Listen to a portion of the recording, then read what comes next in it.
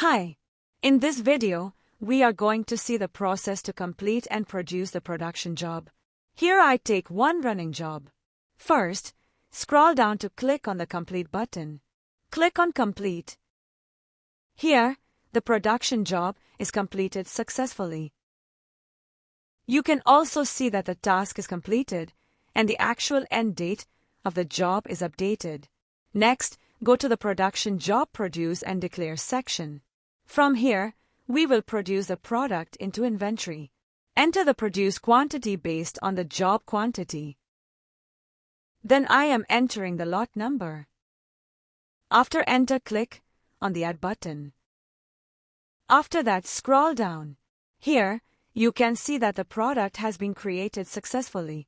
A new inventory item with ID 10007 is created with a given lot number.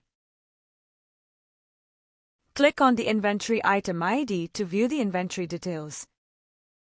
We can see here product name with product ID, lot name, quantity and unit price.